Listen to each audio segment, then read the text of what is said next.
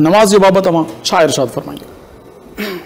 सही यकीनन तव्हां बजा फरमायो त नमाज़ हिकु अहिड़ी इबादत आहे जेकी अल्लाह ताला जी महबूब तरीन इबादत आहे माशाअल्लाह। ऐं जंहिंखे सराहियो वियो आहे, हता कि हदीस में नमाज़ खे त जन्नत जी कुंजी सॾियो वियो आहे। सुभान अल्लाह। अस्सलातु मिफ्ताहुल जन्ना, कि नमाज़ जन्नत जी कुंजी आहे।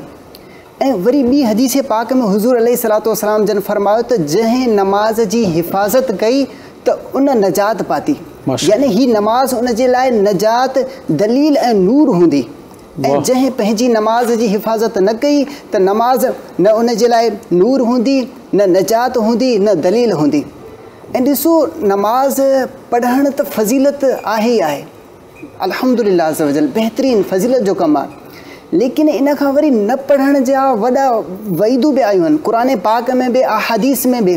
जेकॾहिं असां हाणे क़ुरान पाक जी आयत में वञूं त अल्लाह तबारक व तआला फरमायो कि या अय्युहल्लज़ीन आमनू ला तुल्हिकुम अमवालुकुम वला औलादुकुम अन ज़िक्रिल्लाह फमन यफ़अल ज़ालिका फउलाइका हुमुल ख़ासिरून। ए ईमान वारो, तव्हांखे अल्लाह जे ज़िक्र खां औलाद ऐं तव्हांजी औलाद ऐं तव्हांजा माल का बि शइ न रोके, ऐं जेको शख़्स ईअं करे त उहो नुक़सान खणण वारनि मां आहे।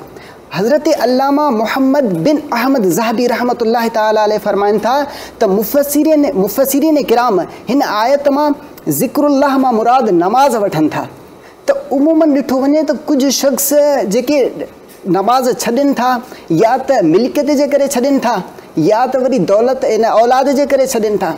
मिल्कियत मतिलबु इन में तजारत बि अची वेंदी आहे, हुकूमत बि अची वेंदी आहे, ऐं दौलत बि अची वेंदी आहे। इन जी हिकु हदीस पाक ॾे मां विधुसि त हुज़ूर अलैहिस्सलातु वस्सलाम जन फरमायो त जंहिं नमाज़ जी हिफ़ाज़त कई त उन जे लाइ नमाज़ नूर दलील ऐं नजात हूंदी, ऐं जंहिं न कई त उन जे लाइ न नूर हूंदो, न नजात हूंदी, न दलील हूंदी। ऐं आख़िरी हिसो आहे त उन शख़्स खे बरोज़े क़यामत फ़िरौन, कारून, हामान ऐं उबय बिन ख़लफ़ सां उथारियो वेंदो। हा, उबय इब्न ख़लफ़ सां उथारियो वेंदो।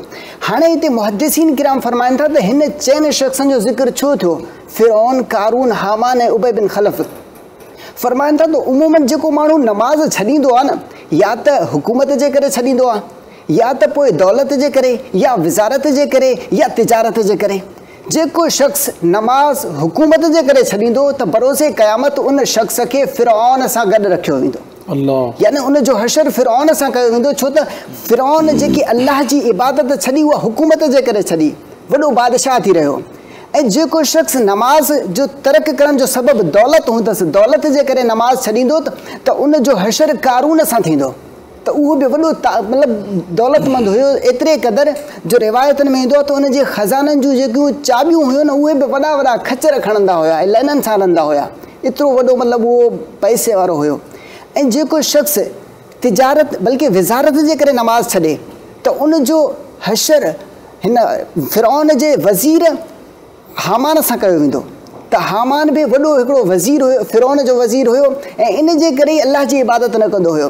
ऐं चोथों जेको सबबु आहे, आख़िरी सबबु, को माण्हू तिजारत जे करे नमाज़ तरक कनि था। त जेको शख़्स तिजारत जे करे नमाज़ तरक कंदो त अल्लाह तबारक व तआला बरोज़े क़यामत अहिड़े शख़्स जो हशर उबय इब्न ख़लफ़ सां कंदो, जेको मके जो वॾो ताजिर हुयो। इन बि मतिलबु पंहिंजी तिजारत जे घमंड में अची अल्लाह जी इबादत न कंदो हुयो।